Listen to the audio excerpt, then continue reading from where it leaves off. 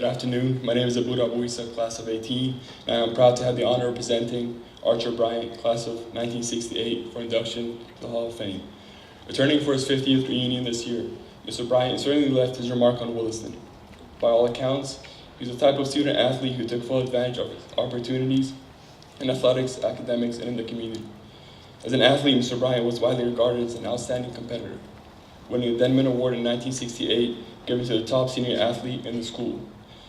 In the fall, he was a strong contributor to the football program, where he excelled as a skilled player on both sides of the ball. With his exceptional speed and coordination, he was described by the Willistonian as an extraordinary athlete. In the winter, Mr. Bryant traded in his cleats for skates, playing left wing on the hockey team. His aggressive style and playmaking skill made him a tremendous asset to Williston hockey. In the spring, he captained the lacrosse team, where his inspirational leadership was noted by his teammates. An outstanding midfielder, he was recognized with the Frank Dorsey MVP Award during his senior year. Without question, Mr. Bryant was one of the truly exceptional all-round athletes at Williston during his time. Not surprisingly, athletics have remained an important part of his life. For many years, he generously gave up his time to coach youth hockey. He continues to compete today, playing adult ice hockey as the oldest member of his team, which has held the title of league champions for 4 of the last 5 seasons. Mr. Bryant says that not a day goes by that he doesn't reflect back on some part of his experience as a student at Williston Academy. During his professional career as a cinematographer, he says that the leadership skills and teamwork he learned on the Williston athletic fields were incredibly valuable to his work on numerous national television commercials and shows.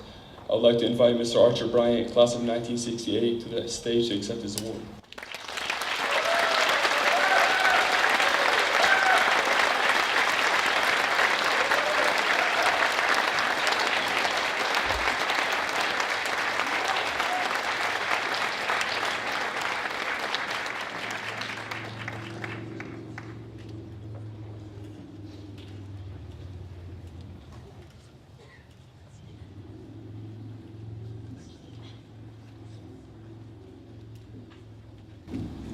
I'd like to thank the powers that be that saw fit to give me this award, because I don't think my athletic career was that exceptional. 50 years ago, I spent my last night at Williston down at the hockey rink, crying my eyes out. I knew I was never going to play another team sport here at Williston. This school was incredibly important to me, both as athletics and its academics, and it affected my life profoundly. I was one of these students that worked their way up on the athletic teams. My first year here, I wanted to play football, and there were 5 football teams. And I was on the 5th football team as a receiver for the first couple of years. Then I moved all the way up to the 4th team. That was Mr. Duggan's team. He was a great coach. He knew his players, and he knew me. And the first game we played, I didn't score any points, and I was really kind of bummed about that. And after that, nobody else on the team scored any points. I scored every other point we scored that season.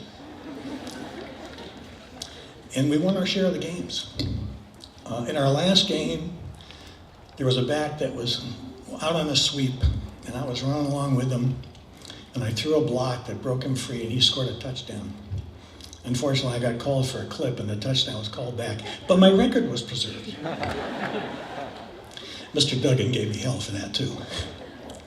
But that got me recognized by Coach Francis, and I was asked to try out for varsity. And I made the varsity team the next 2 years. And there was one thing I really wanted to accomplish, and that was to be able to kick a football as far as Coach Francis could. He could kick it a mile, and he could throw it further. I never could do that.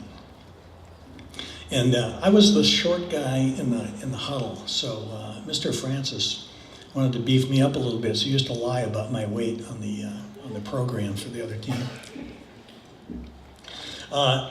My first year here, I took a look at the pond out here and the hockey rink that they put on. I went out for skiing. And my second year in the winter, I don't know what happened, but all my friends were going out for wrestling, so I went out for wrestling. That lasted about 2 days. Any sport that you can work hard at and not eat isn't my kind of sport. Finally, I came to my senses. They had built the hockey rink, and I went down and went out for hockey. I was on the 3rd hockey team. I'd never been on a rink like that before. I couldn't lift a puck, but I could skate pretty well. And after that, I played varsity for the next 3 years. That was Mr. Carpenter's team. He was a great coach, and he knew me and he knew his players.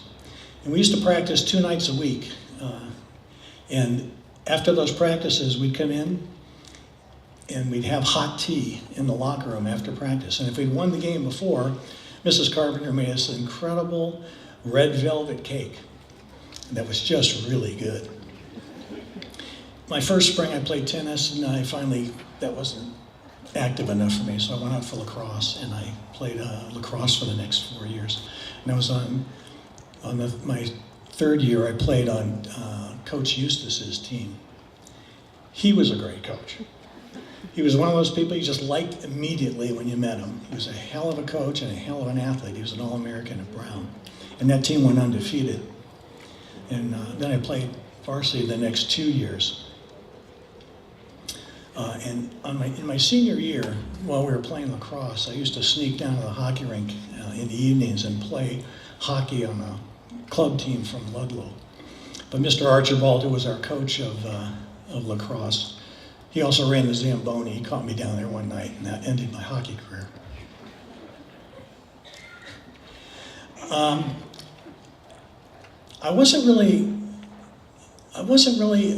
Didn't know how much this affected me in my later life until last summer. Dave Werner and Bob Couch came down to Mystic on an alumni event, and we had a cup of coffee before the event. We had a great talk. And then Dave asked me, he said, well, what sports did you play at Williston? I said, well, I played football, hockey, and lacrosse. And he gave me kind of a funny look. He said, those are 3 helmet sports. Nobody does that anymore. Well, I thought about that. And the more I thought about it, the more things started to make sense, and I had a grand revelation. I'm a 3 helmet sport athlete. No wonder I've done some of the dumb things I've done. And if you'll indulge me just a little longer, I'd like to give you an example of what I'm talking about. In my early 20s, I lived in a house that had we had a fireplace in the living room. It had a brick facade on it. And we didn't like the mantelpiece on it, so I said, well, I can take that off because with what I learned at Williston and hockey, I can do anything and I'm invincible. So I knocked this thing off, and there was a little space between the bricks and the wall. So I stuck my hand in there, I kind of tugged on it a bit. Go, wham! The entire brick facade came crashing down off the wall onto the living room floor. And when the dust settled, I was amazed I was still standing in the living room and I wasn't in the basement. When I went down and looked in the basement, I cracked all the floor joists. Now try and explain your way out of that one. Now, for most of my professional career, I was a cinematographer in the film business. And on one occasion, we worked on a commercial for the National Wildlife Federation, and we were working with Bart the bear. Now, I'll be willing to bet everybody in this room has seen a film that's had Bart the bear in it. I mean, for over 20 years, he was the most photographed grizzly in Hollywood. He even made an appearance on the Academy Awards one year. And we were out in the middle of Utah and working with Doug Seuss, who was Bart's owner and trainer. And Bart came up and explained how you work with the bear. And they run a hot wire out around. They create a big area, and Bart stays inside that hot line. And then Doug looked around and says, well, who wants to be inside here working with us with the camera? So I'm a 3 helmet athlete. I want to be in there. And Doug walks right up to me, looks me in the eye, and he goes, whatever you do, don't run. And I thought, there's probably a good reason he's telling me that. So Doug goes off and he gets Bart, and here they come back. Here comes Bart. Boom. Boom. Bart weighs almost 1,000 pounds. Boom, boom. He comes up and he starts sniffing my leg up and down. Bart's head is this big. I'm looking down at Bart saying, this bear could do whatever he wants to me. Nice, Bart. Nice. Well, on that particular day, Bart and Doug weren't getting along that well. And Bart decided he would go off on a little jaunt, and he turned and he kind of hopped away, and Doug yelled at him to stop. And Bart stopped, he turned, looked back at Doug, and he turned around and he hopped over this little hill and disappeared. Well, Doug took off after him, and he went up and over this hill and down the other side. Well, I'm standing there in the middle of this area, I'm holding my camera, and all I can hear is Doug screaming and yelling, and Bart moaning and groaning, and dust is flying up in the air. Then it gets really silent. And I'm standing there, I look over my shoulder, I go, where's the nearest vehicle? But I'm not running. And I'm looking out wondering who or what's gonna come walking up over that hill.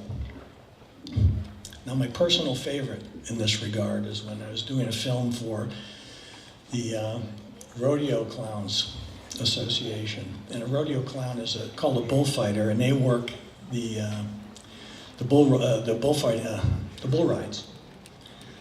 And these guys are all three-helmet athletes because they've picked for their profession to get in a ring with this 1,500-pound jumping, screaming, spitting, kicking animal, and it's their job to, when the rider falls off, to go up and slap this thing on the end of the nose and get that thing to chase him. Who would do a job like this? And they have a barrel, an aluminum barrel, that is padded a bit, and they can hop in that barrel and the bull can kind of throw it around if they need to. Well, I'm looking at this barrel, I'm thinking to myself, you know, if you turn that barrel over on its side, and I crawled in there with my camera and I held it out the front, I could get an incredibly low angle shot of a bull ride. So I approached the bullfighters with us, and naturally they all thought this was a great idea. So we hatched the plan. We put the barrel over. I crawl in, I can kind of see out. I'm kind of holding the camera here like this, and we're lined up, and they open the gate, and here comes the bull. Boom, boom, boom, boom. And then it kind of disappears, and I'm thinking, oh, this is going to be great. And then, bam! All of a sudden, I'm spinning this way. Then I'm spinning this way. Then I'm bouncing around like that. And it's all I can do to keep myself inside this barrel and hold on to the camera. When we got the footage back, it was incredible. I was right. It was just an incredible shot. You saw the bull coming, and then he disappears up, and he comes back down. His two front feet come down right in front of the lens. His back 2 feet came down inside the barrel. And he was none too happy having this thing stuck on his feet. So he put a lot of extra effort into getting rid of it, and I just went along for the ride. Now my wife, Jeannie, she's right over here, who's a hell of an athlete on her own part, was made all Detroit in field hockey in her high school. She's convinced I'm still suffering effects from being a three-helmet athlete. You see, I voted for Donald Trump. Jeannie did not vote for Donald Trump. Nobody Jeannie knows voted for Donald Trump. In fact, I don't know if there's anybody else in Mystic who voted for Donald Trump. If we went to a dinner party and politics would come up, it was a lot of anxious moments for Jeannie. But since the grand revelation of being a three-helmet athlete, all that's changed. Now if we go to a dinner party and politics comes up, Jeannie puts on her best sad girl face, shakes her head a little bit like this, and then announces that, well, you know, in high school, Arch was a three-helmet sport athlete, and everybody gets it. She's immediately raised to the most sympathetic person in the room. Her friends come running over, they want to administer the concussion protocol right there on the spot to see how much brain damage it actually suffered. So, all these athletic events have some effect on your future. But I want to thank, really, this school had a tremendous effect on my life, both in the academics and in the athletics. And I am absolutely honored to be given this award. And I thank this school for giving me the gifts of the education and for letting me strap on a helmet and go bashing into people on a regular basis, something I thoroughly enjoy. And I would just like to say, if there are any other 3 helmet sport athletes out there, whatever it is that you've done that seem a little off, it's not your fault. Thank you.